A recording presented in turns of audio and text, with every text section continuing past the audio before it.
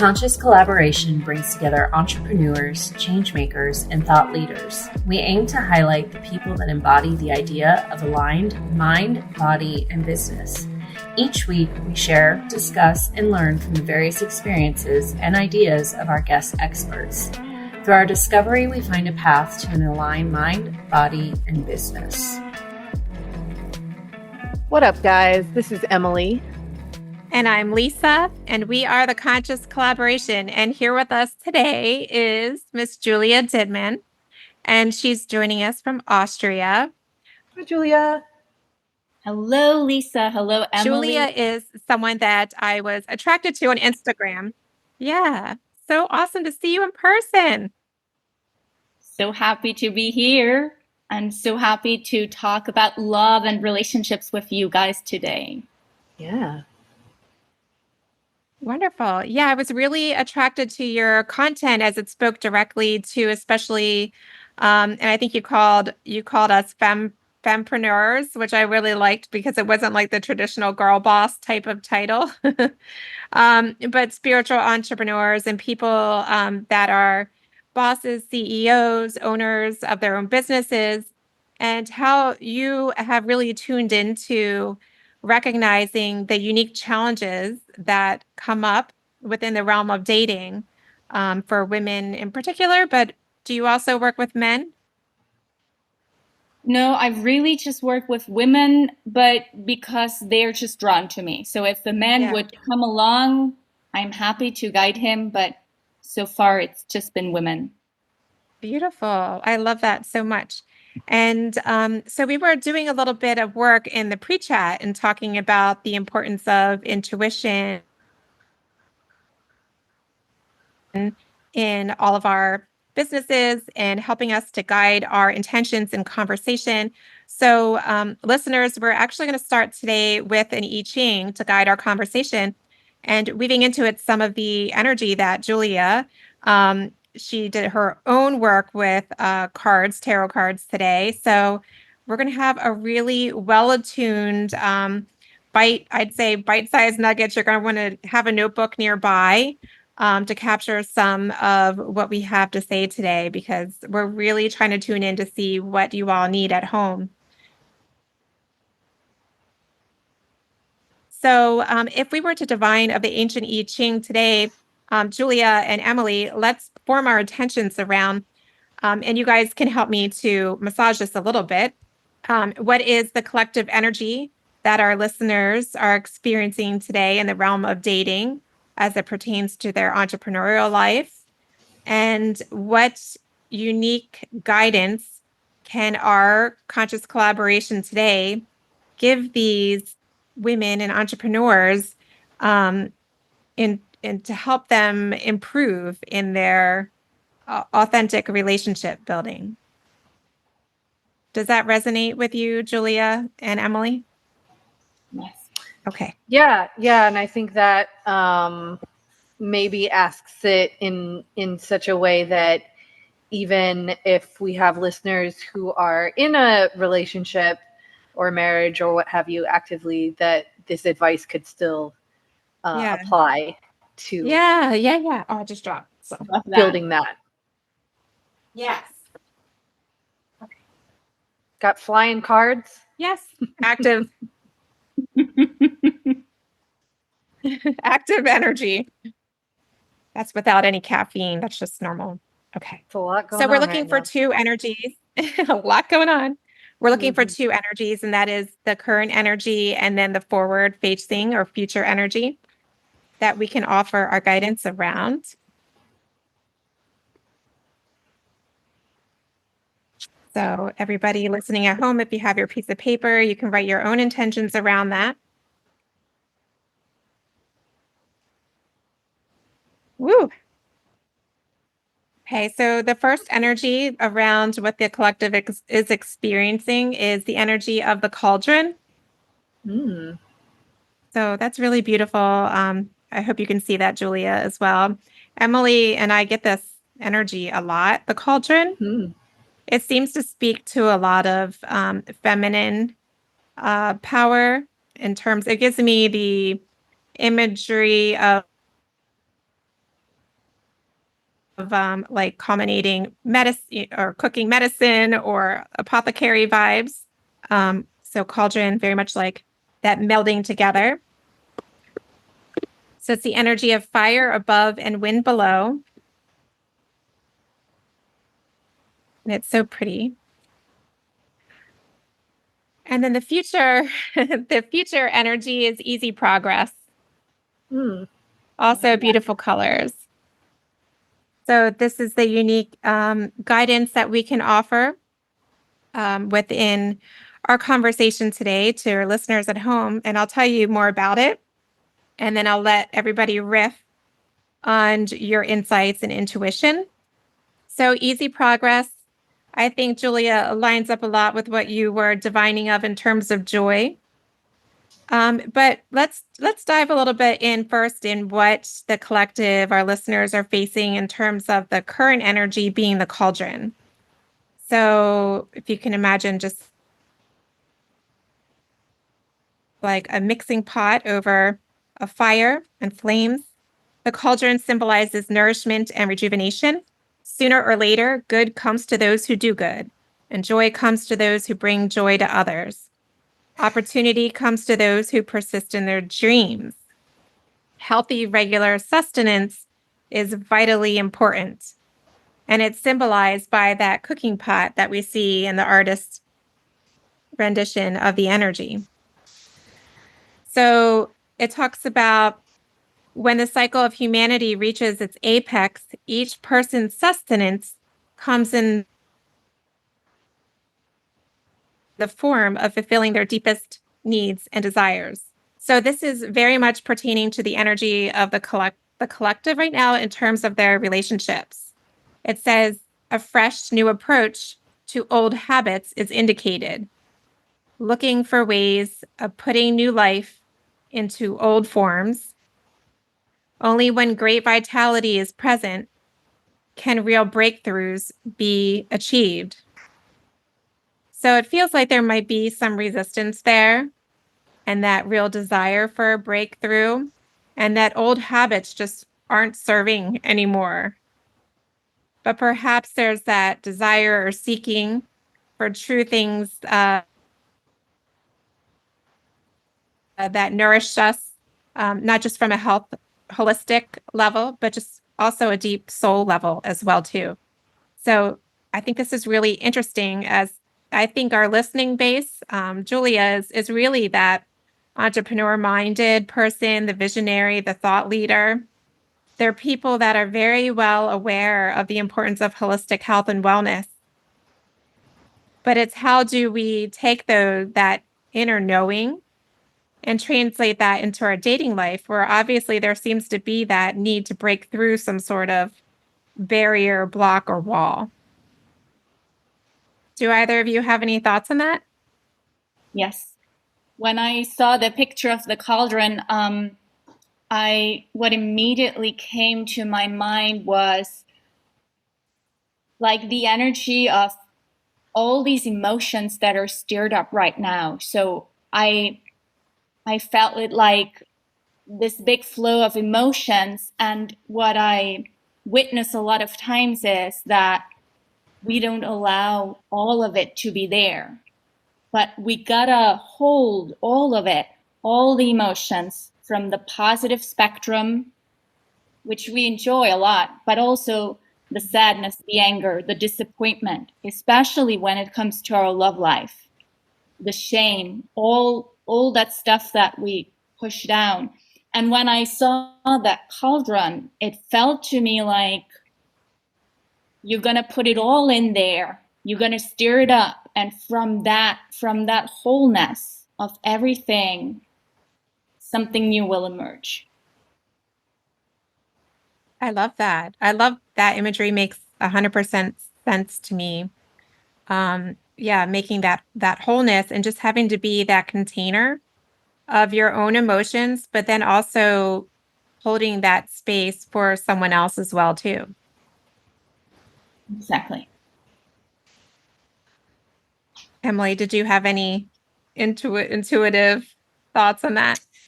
I would say mine is sort of the same overarching concept, but in the context of, in my cauldron, because I'm from Louisiana, is a big pot of gumbo. So that is it. So if you don't know what that is, it generally starts with the same base. Okay, we call it a roux, right? Generally made of like flour and a fat source, and that sort of determines the thickness and the color of the base of the gumbo.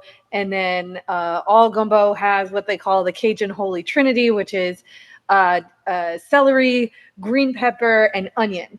And so you start with this basic structure, but then you add, you can get so creative with the ingredients that you add to it. And, you can make thousands upon thousands of different dishes from this kind of main base dish, and you can sort of remix it as you go. And so yeah, same, but Cajun style. I like that. I like breaking it down into the ingredient type of concept too, and having those like foundations that might hold true for every human on some level, but then there's some things that are added for flavor. And I think if I understand correctly, the gumbo, it's not necessarily that you can add things and it's not going to have the same result every time. Right. In fact, you can have very, very different and results. Yet it can make 1,000 other dishes. Yeah. I love that. So there is an indication that there are some difficulties or impediment of progress that are felt within the collective right now. And it feels like their resources are being squandered and that the talents are not being recognized. So is that something that you hear a lot in your practice, Julia? That the talents are not being recognized, or could you reframe that just for... Yeah. So feeling like resources are being squandered, and I could be wrong, but when I think of resources being squandered in the terms of dating, it might be, a lot of time and energy spent in dating apps or first dates or money for matchmaking. Yeah. Translation. And people don't see you. People don't, or you courses, feel like and people then aren't or actually, even just seeing you or like recognizing your uniqueness.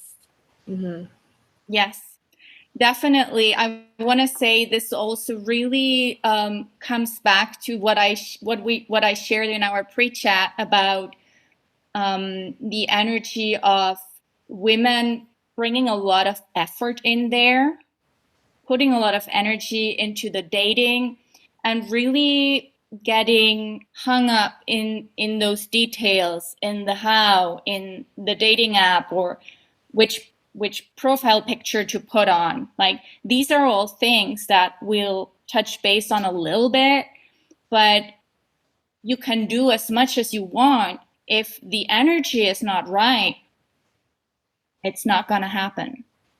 Or at least you're going to bring in someone whose flavor you don't like. Coming back to the gum. Am I correct in looking at your stuff? You generally prefer or try to guide people away from the dating apps? Yes. I think that's that's the move personally, in my opinion. But I just wanted to see if I was correct. And that's a great question, because I'm not saying don't use dating apps. I'm saying if you really feel good and relaxed about using them, if they don't make you feel overwhelmed or freak out, use them. But if they make you go crazy, your energy has no chance to attract a decent guy on there. And also, how did people meet before the internet, right? It happened. So, I mean, unless we're sitting somewhere on the countryside on the couch the whole day, people are going to meet people.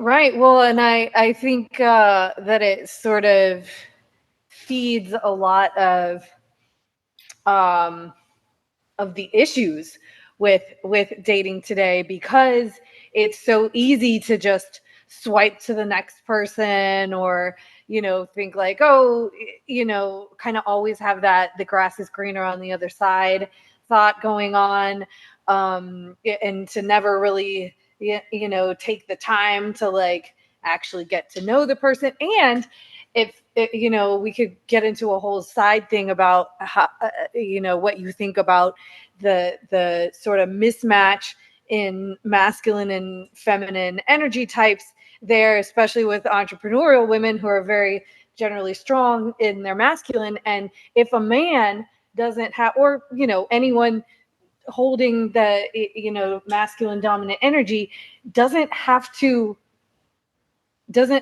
take that risk of just seeing someone that they find interesting, going to talk to them, and then risk being rejected, right? If they don't have that sort of barrier, then they never, I think that's maybe a big reason why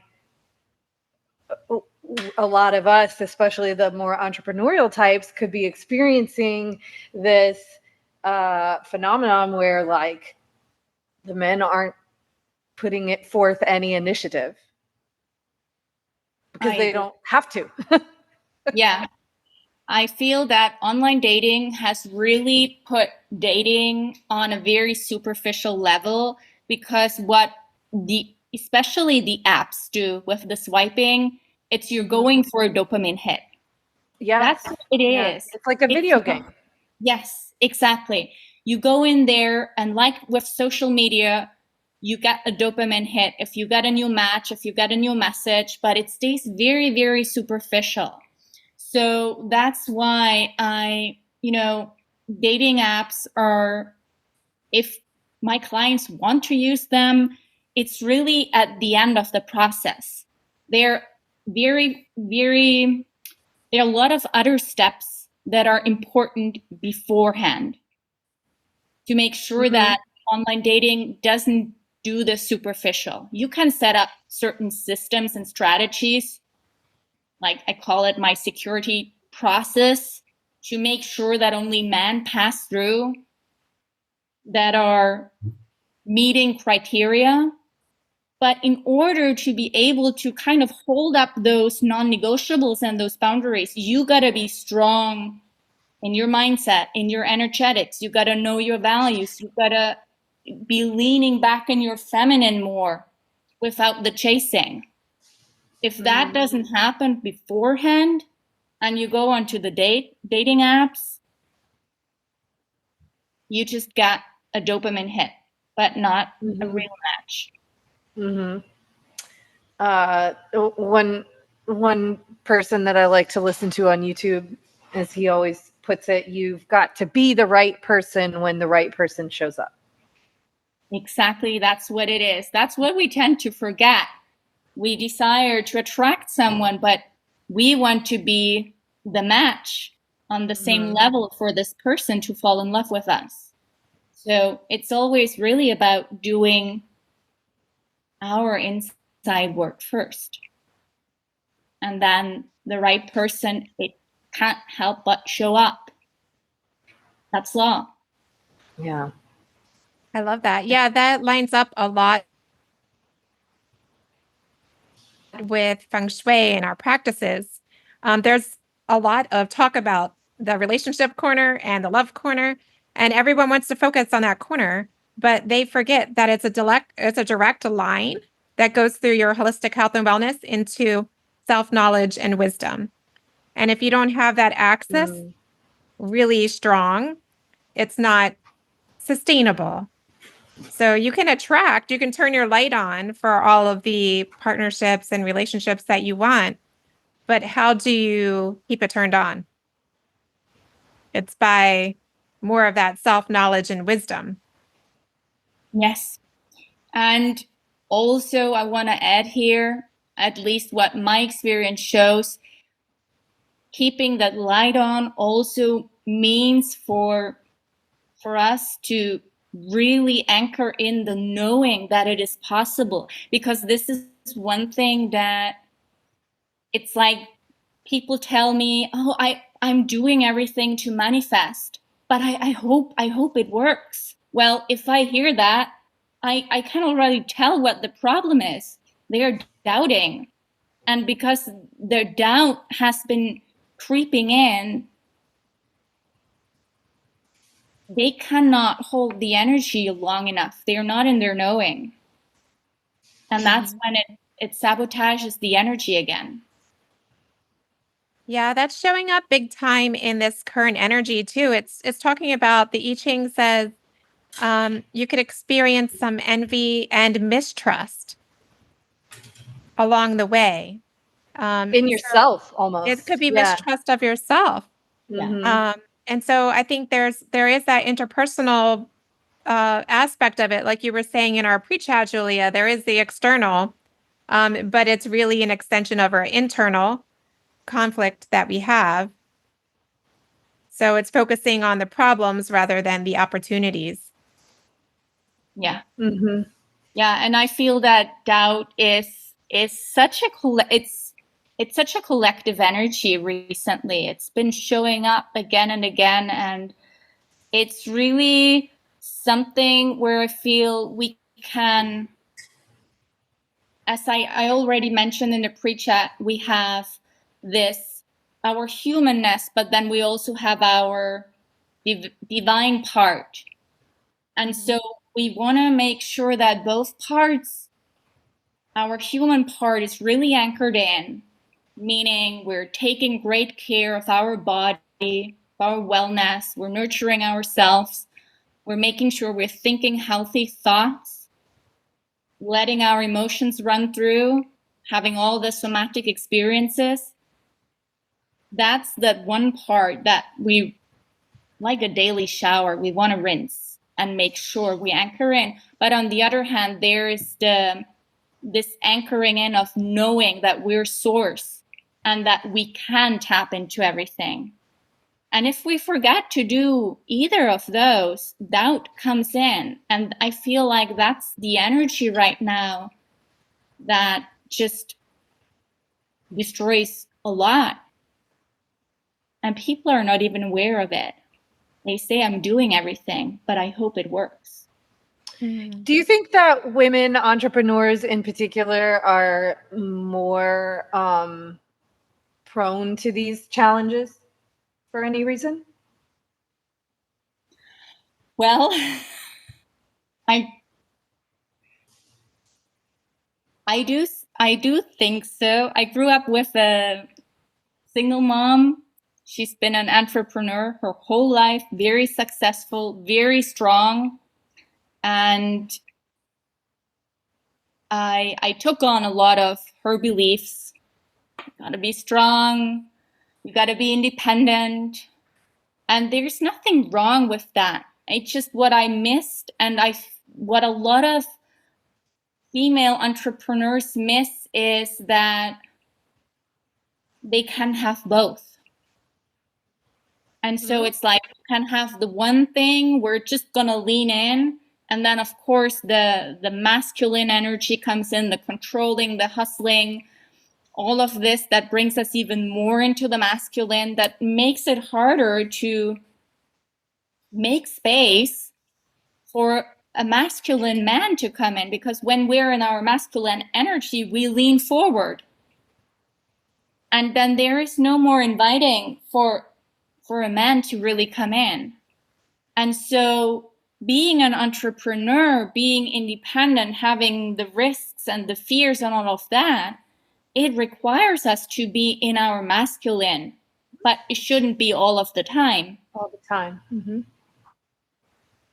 Do you have recommendations as far as how to kind of flip that switch, or is it more of a progression? Is there some kind of, is it a matter of nervous system, activating the parasympathetic nervous system and just relaxing, or how do you look at that? I love it when we say just relaxing, because it's like, yeah, just relax. And Everyone who has been super stressed knows that actually when you're super stressed, it takes a lot of energy to de-stress. And so a lot of times we don't have that energy. That's why we can't come down. But yes, nervous system relaxation is one of the keys, definitely. All of the somatic work, really, because if we stay in this constant fight or flight mode when we're stressed, we, first of all, that's not feminine at all. That's masculine energy. And we also cannot open our system and our energy to change and to heal. It's like the energy is very constricted, and we want to relax our body. You are also a yoga teacher, right? So we know how important it is to de-stress, to relax our nervous system. So this is one important part, and I love all the somatic tools, breath work, yoga, tapping. And for me personally, dancing is the best because it gives you the feminine, flowy kind of vibes to tap into. But I always say it's what people resonate with and feel drawn to. Yeah, that's interesting. So I do like a lot of what you're saying is coming up to mind, and I look for repetitions in lessons that I hear. And I'm working with somebody right now, a massage therapist I'm working with, and she's been encouraging me to do more dance type music movements, which is really hard for me to switch gears out of that. So I'm probably like, well, Emily can attest to this. I'm probably the most challenging client to like slow down and get into the flow and to do more of that in a flow type of movement, especially with other people. Do you experience that being a common trait for female entrepreneurs? Definitely, because dance is like, gotta let go, gotta just give yourself to the flow, open yourself up for creativity, whatever comes through. It can also be very emotional. And so when dancing just with your favorite music that lifts you up, when this feels too much, there's also great like shaking meditations where the body can relax. And what I always advise my clients is to start making a love playlist. I made myself a love playlist when I was calling in my husband back then. And I just used to dance every day. And you know what the beautiful thing about dancing is it doesn't cost any money. You can do it just for 5 minutes every day. It will give you an immediate mood booster. It will relax your body. And when you allow yourself to even sing along, it will release so much stagnant energy. Mm-hmm. It can be very healing if we allow ourselves to do it. Well, and also too, what I'm hearing, Lisa, is that you can do it all by yourself. Yeah. Nobody has to watch it. Yeah, with like, somebody witnessing any of that. I mean, my kids, I'll dance and sing with my kids. And probably in the shower as well too. I love to sing, not dance really, but maybe. But but with doing guided somatic work is a challenge for me. But I wonder if that shows up in my relationships as well. I don't know. So I would actually really encourage you to start dancing 5 minutes a day by yourself. Like use a song first that you really love that gets you moving, and then choose another one that feels like flowy, and just closing your eyes, and you will be surprised by the movements your body starts to do. It's got its own rhythm, its own energy flowing. It's beautiful. I dance between client sessions. I throw a little party, and it's just, I love that. It connects you back to source. It just resets your energy. I twerk in my client sessions. She does. It definitely counts. Do you know what twerking is? I was just wondering. No. It's like the booty shaking. But it's shaking, and it's hips, and it's sacral chakra. Oh yeah, hips are always great. Very feminine. Very feminine. Yeah. Mm-hmm. Yeah. Hips are great. Shake those hips. Definitely. Well, challenge accepted. I'll do that. I don't know that I can actually. I went out dancing on Saturday night, so I can be with other people dancing, and like if it's a group like that. But for some reason, the one-on-one, like emotional somatic work, where someone's trying to guide me into it, is just, I don't. Yeah, I'm with you on that. I have a barrier with that. I don't know why, and I try to be really authentic and showing up there, but and you would think with my line of work I should be better at it, but maybe, I mean, there's probably some kind of block there that I'm sure the practitioners would like me to overcome. I wonder though, and maybe Julia, correct me if I'm wrong here, but I don't think, as long as you practice something like that in some form, I don't think there's necessarily anything wrong with it if you're not comfortable doing it like while eye gazing with another person that you know what I mean. There's certain boundaries that some people might have that I think are still okay. Yeah, as long as you're So expressing, I mean, you bring up in some format that resonates with you. Because if you're constantly kind of trying to do something to feel authentic in something that just doesn't feel authentic to you, like, then doesn't that kind of defeat the purpose a little bit? that makes sense. Yeah. Like, if it just makes me more anxious to gaze into a stranger's eyes while I'm ecstatic dancing, doesn't that, I mean, can I just do it by myself and still get the same benefits? I totally agree. There doesn't have to be a block. Like, why? Do it alone. I don't dance with anyone here. I never did. Do it as you like it and as you feel comfortable. Just do it. Lisa, there's nothing wrong with that. Well, that's not wrong with us. No. There might be some things wrong with us, but there's probably something undiagnosed there. But okay, so 5 minutes a day, I can do the dancing movement, in my own space. Emily, maybe on a Friday when I come to my work. Yeah, well, and I think with kids too, the kids for sure. Like the kids are easy. Wonderful to cultivate the joy that we were talking about before in our pre-chat, and to sort of like facilitate that, like, because you're way goofy with your kids. You just let loose, and your energy kind of changes. And it's oxytocin instead of dopamine. Yeah. Takes some of like the masculine edge off.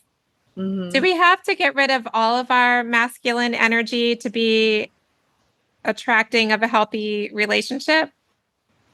No. We're always soften it. Yes. Both, right? We always have both. And I would never say get rid of your masculine energy.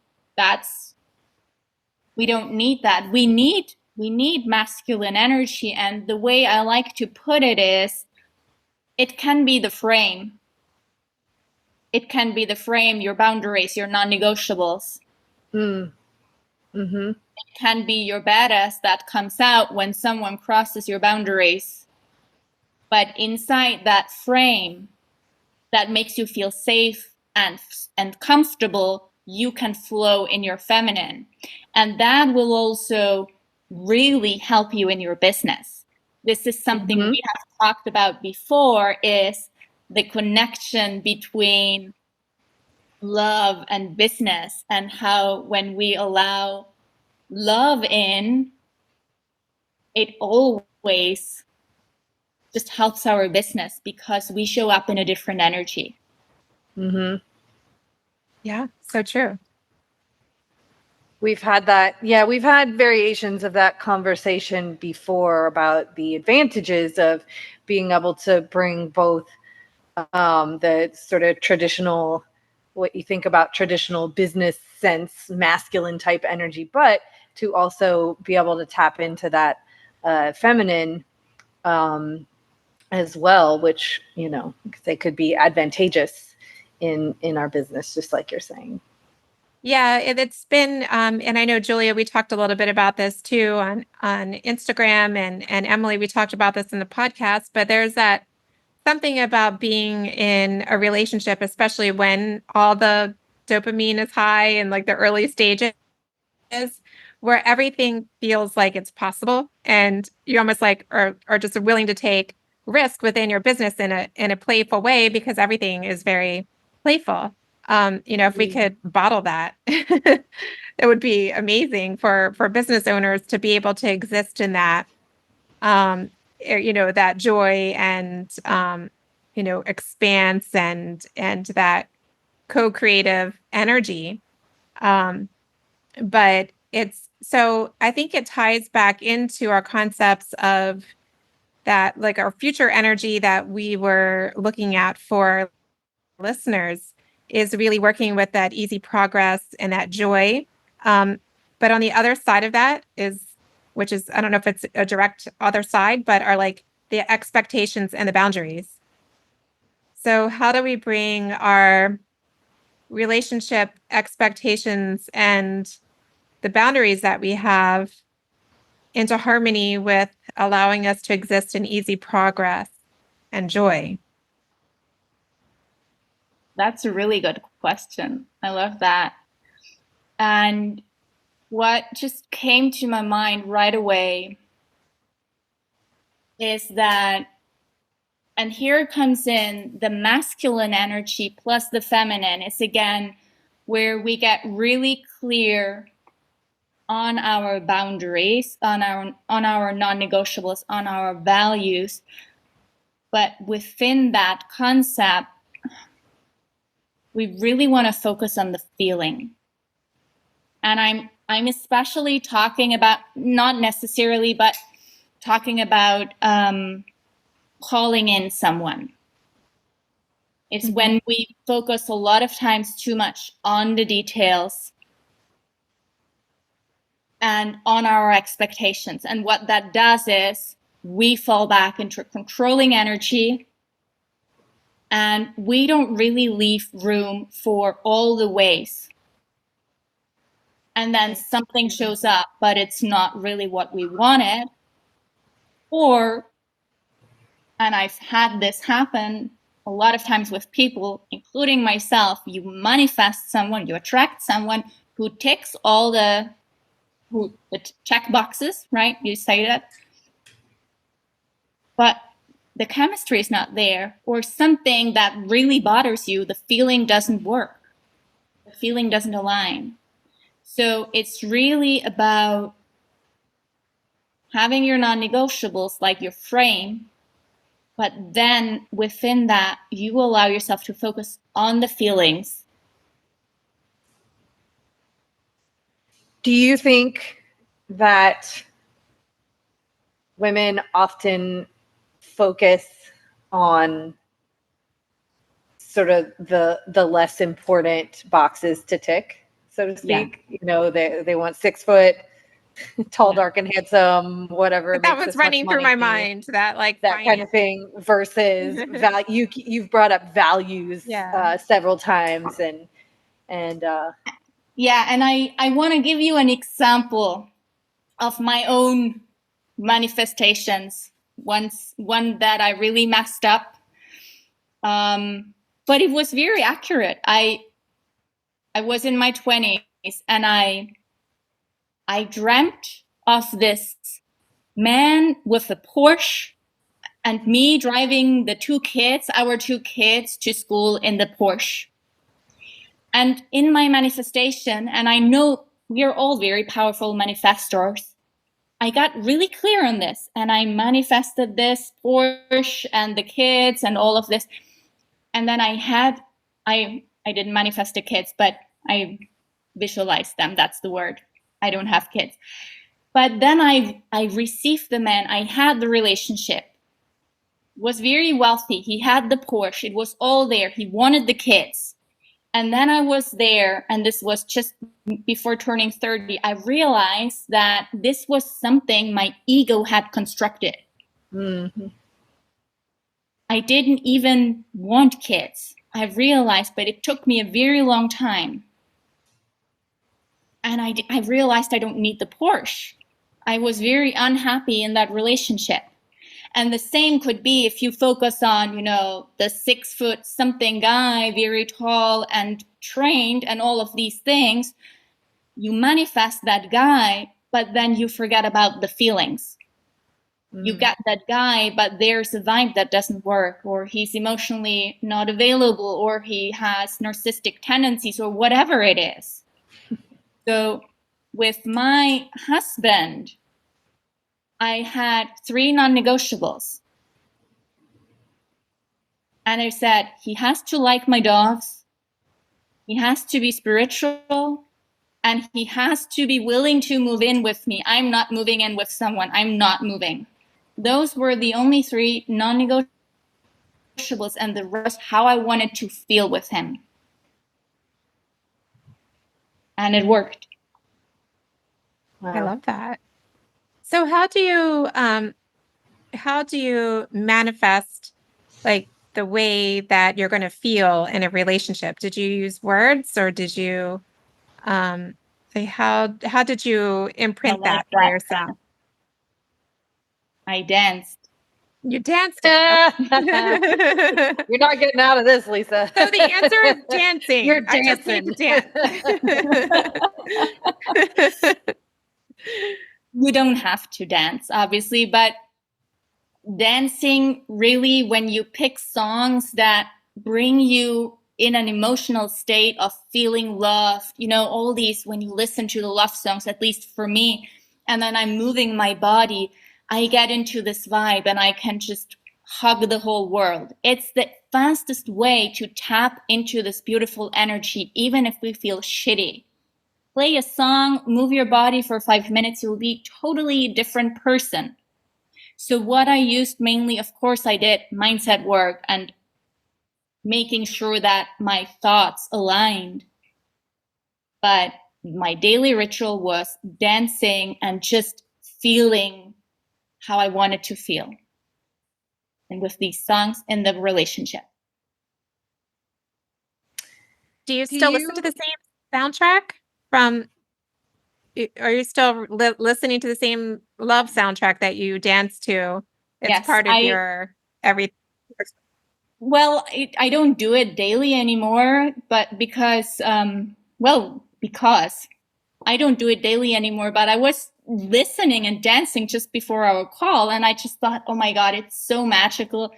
I want to start doing this again. I have my husband now, but there's so much more to manifest. Does he know about your soundtrack? Have you shared that with him? Yes. The funny thing is, my husband he's amazing, but he has a horrible taste in music. So he hates the kind of music I love, and the other way around. And for our wedding, I wanted to play the songs on my playlist, of course, because they had so much emotions in them. And he was like, you cannot play these songs. They are horrible. Oh, That was okay. I thought those are values where I say it's not important for me. We don't need to have the same taste in music. Right. The really important things align, and so no music for the wedding that came from this playlist. I've also heard recommendations, I guess in particular when reflecting on, I guess you could say relationships gone wrong, or just relationships that didn't work out, and moving forward into seeking a new one. Do you ever recommend acknowledging what you definitely don't want in a person? Qualities, and I guess I don't necessarily mean the superficial ones, right? Like he doesn't have a big nose. I don't know, but behaviors, characteristics. I don't want somebody who would intentionally wait 12 hours to answer a text message or something like that.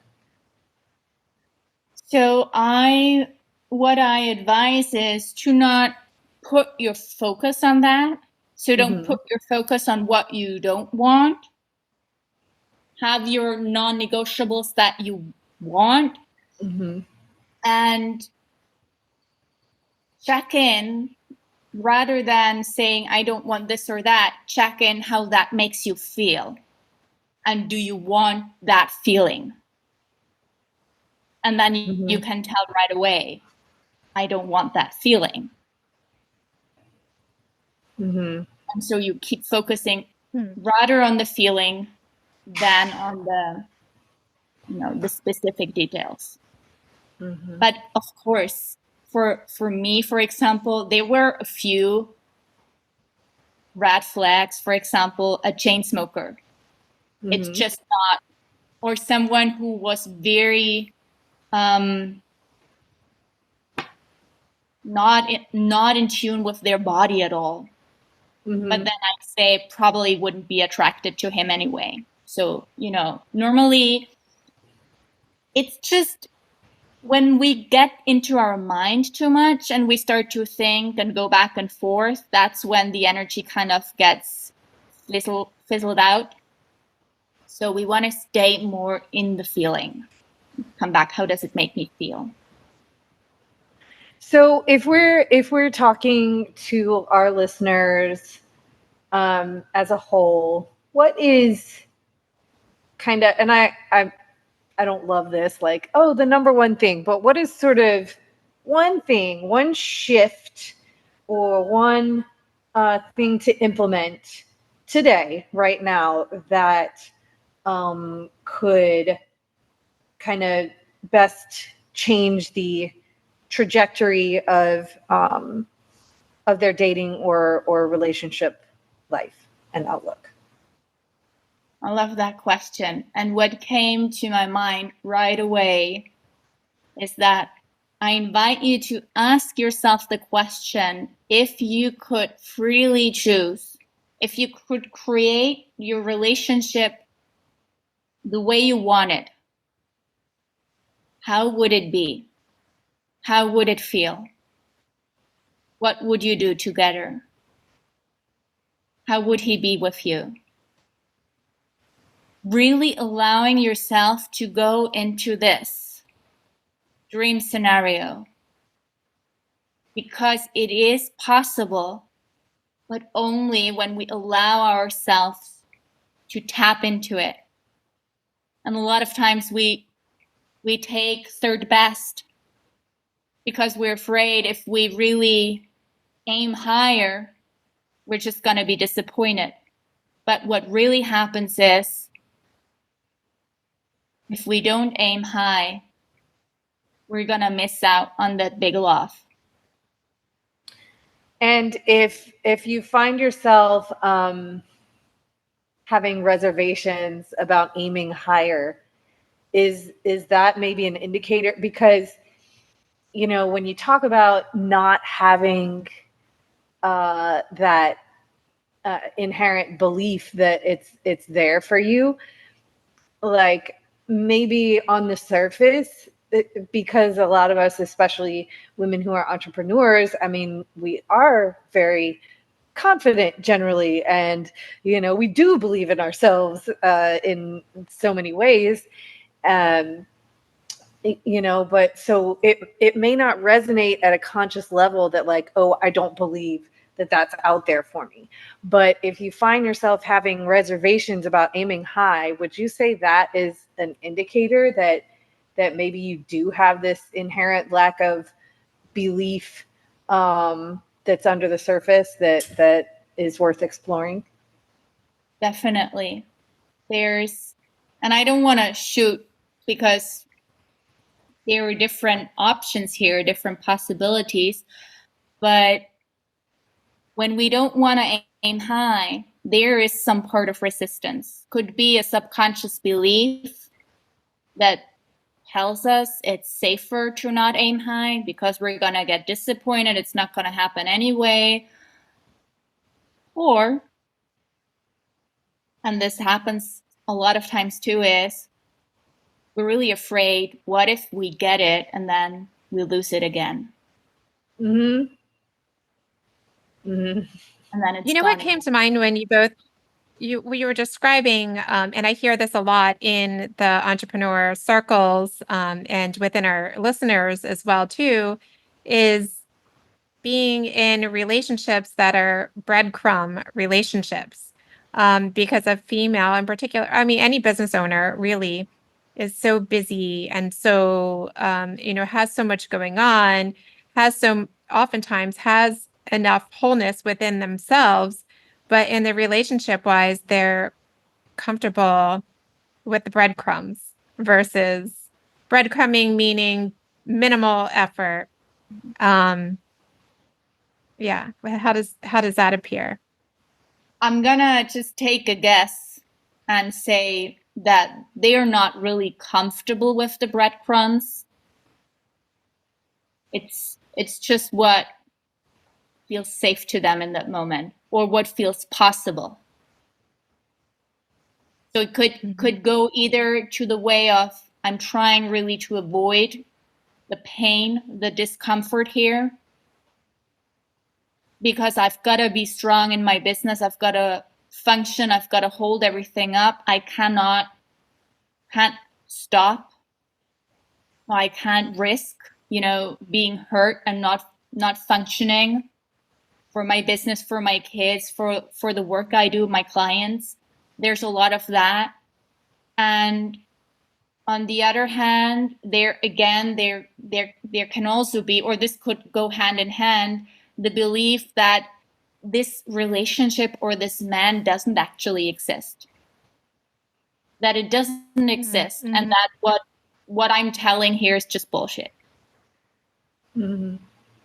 I really resonated too, going back a little bit to this idea of like, well, I'm just going to lose, this concern that you're just going to lose it again. And that, so how would you guide somebody to mitigate that feeling, that always of like waiting for the other shoe to drop, like waiting for the rug to get pulled out from under you, because that's just what happens. Like, this is too good to be true. That, that whole. How I do work with my clients on that is, first of all, nervous system regulation. When we feel that, when we have that fear, 100% is our body tense. We don't feel safe. So we want to start feeling safe in our body first, to opening up for some deeper work. And a lot of times we go back here into childhood memories where there were certain events that happened that, really instilled that belief that it can't get good. That this could be one example. Then I always say some subconscious reprogramming is really good to clear these old beliefs. That's one part. But the other part is, how do you lose that fear? Is by being okay that it can just be taken away. That's the only way to lose the fear, is to allow yourself to go and feel it, imagine it, until you feel like you can't breathe anymore, and you hold it in your body, and you will see that the fear will disappear. The body feeling will disappear. And with it comes the peace and the knowing that you will overcome this. You can overcome anything and that it is safe. This may sound crazy now if you haven't experienced it, but if any of you have gone through these extreme, and this is guided, by the way, I'm not saying just go and visualize the worst. Right. But it really is, how can you let go of the fear as you go in it and you feel or you experience that you come out stronger and with so much peace. And that's when you have the emotional capacity to hold it. That's when you know you'll be okay no matter what. And that's when you'll attract the guy who will not do that to you because you're not afraid of it anymore. You don't have resistance to that pain anymore. Mm-hmm. So that's some deep work to do. If you feel this, but deep in the sense of deep inward. It's the idea of neutrality, Lisa, that we've done an episode on a while back. Mm-hmm. Being, you of course are a human being. You want a certain outcome and you have passion and take action towards it, but you're okay with any outcome. Yeah. And but it's not as easy as it sounds. It's not easy. And I think it transcends over into business too. So when you have that anxiety of the shoes always going, the other shoe's going to drop all the time, it translates over into the lack mentality into your business as well. If you're a business owner or a thought leader, it's and I think there's probably a million quotes around this that I've seen, and I'm going to misquote it, but maybe Julia, you've seen these quotes. It might be Rumi that quotes it, but around the concept of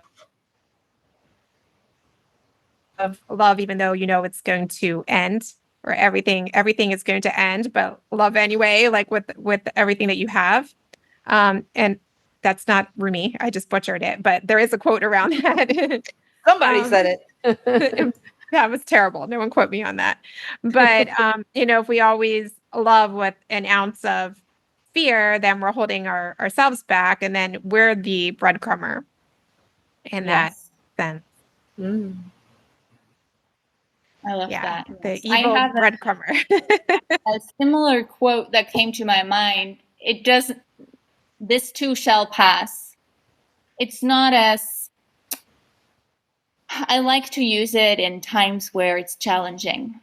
I say it to myself, but I also use it in times where it feels really good, because this too shall pass. And it's something that,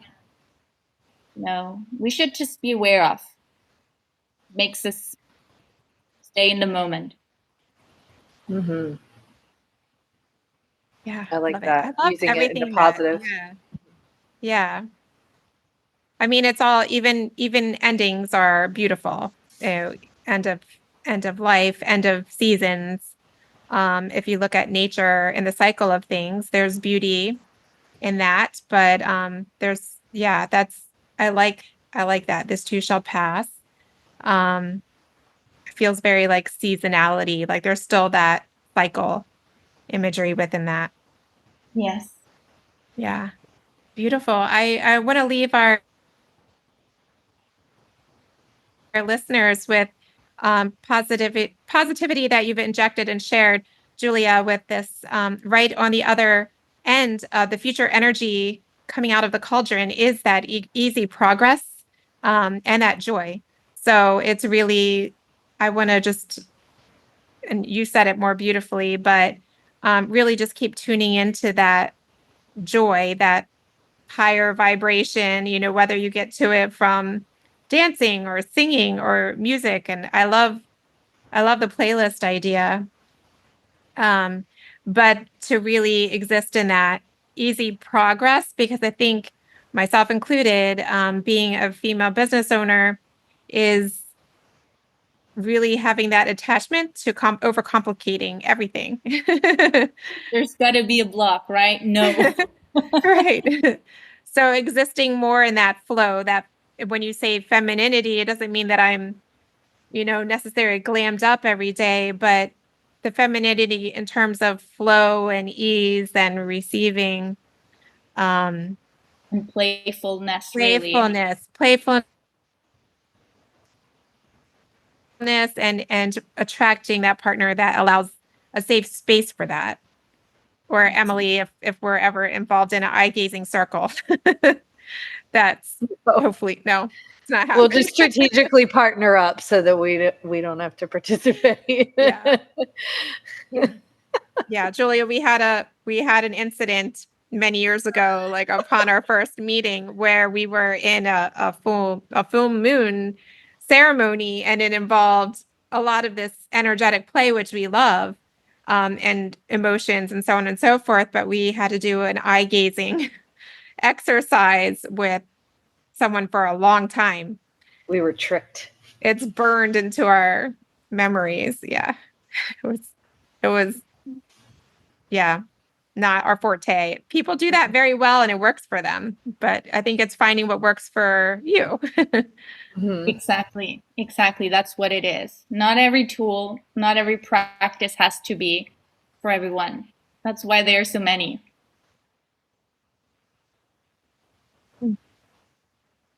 Yeah, I love that.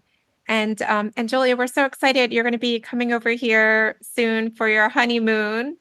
Congratulations again on your marriage. Awesome. And so she'll be over here in the US doing a little honeymoon tour, so we may cross paths. So you're newly married. Okay. Wonderful.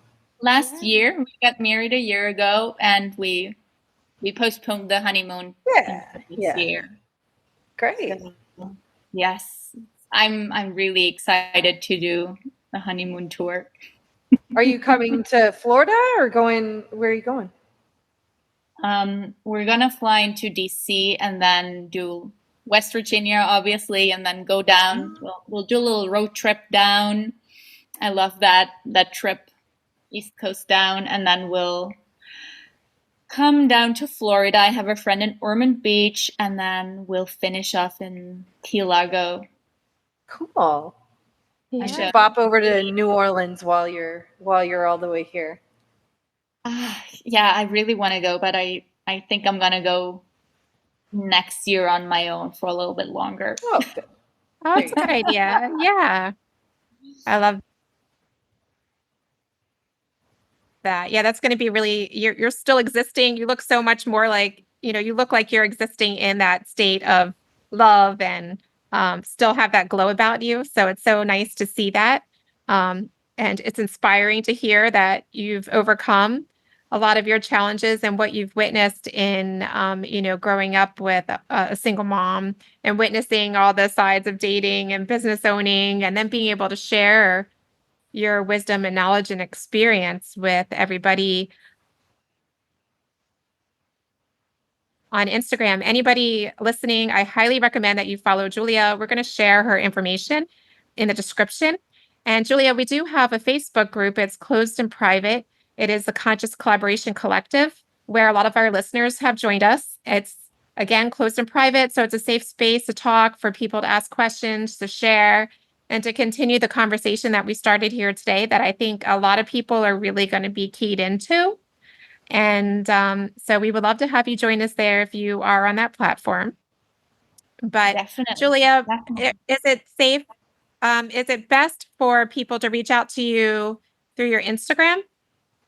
Yes, definitely reach out via Instagram to me. That's the one I check daily. Perfect. Yes. And so we'll make sure that information is there for you all listening. And any last, anything that's coming to your mind intuitively that you'd like to leave our listeners with today? Any insights or anything? Just on the last note, for everyone who has been listening and been, thinking along, I want to really guide you and invite you back to come away from your mind and into your body and into your feelings again. It's the one shift. If you just take that one piece to come back to your feelings and your body and drop the energy down from your head into the body, that's the one thing that will really help you anchor in to your guidance the most. So I invite you to do that right now. Wonderful. Thank you so much. It's been so great having you join us. Emily, any last words from you? I'm sure this highly resonated with you in terms of the body and the movement and for sure. That's why I'm always moving around. It might not look like, the ecstatic dance party, but I'm always trying to be in my body because as my daughter puts it, my mind has a mind of its own. It's like wow. Brains on brains on brains. So that's very deep. Yeah, I know. We were talking. It's cute. I'll take a little detour here, but we were talking about astrology. She's kind of gotten into it a little bit, and she's a Virgo sun, and her moon and her rising are both in Gemini, and so we were talking about how Virgos and Geminis. I'm a Gemini as well. We're both ruled by Mercury, and we were kind of talking about how the thoughts keep us up at night sometimes. And she says, yeah, my mind has a mind of its own. And I was like, I feel that. Ooh, deep. So yes, getting into my body is very important and a daily practice in some kind of way. Yeah, I love that. You should write these down. What she says that's so smart. Yeah, and can make a little book. I noticed when both of you talk to about like really dropping into the body from the mind, you even lower your resonance in your voice. So, felt like very much more grounded. And I know a lot of the air signs of us out there, we're all up here. It's really finding that way to like stay grounded and connected. So thank you. Thank you both for this. It's been lovely to have you, Julia. We'd love to have you back, and we're cheering you on. And we hope to talk with you again. I know we'll continue the conversation behind the scenes. Thank you to everybody, listeners at home who support us. Thank you for subscribing and for sharing with your friends. And we hope to see you inside of the collective. So we'll talk to you in 5. Thanks, guys. Talk to you in 5. Bye. Thank y'all so much for listening to our podcast. If you haven't yet, please be sure to subscribe, rate, review, and share with all your friends so they can join our circle of collaboration on this journey. You can find us on Instagram at Conscious Collaboration Podcast, on Spotify, iTunes, and Audible, to name a few. Please join us next time for another deep dive into how you can live life in more alignment, mind, body, and business. Send us your questions and comments in our DMs or email us at consciouscollaborationpodcast@gmail.com. See you in 5 minutes.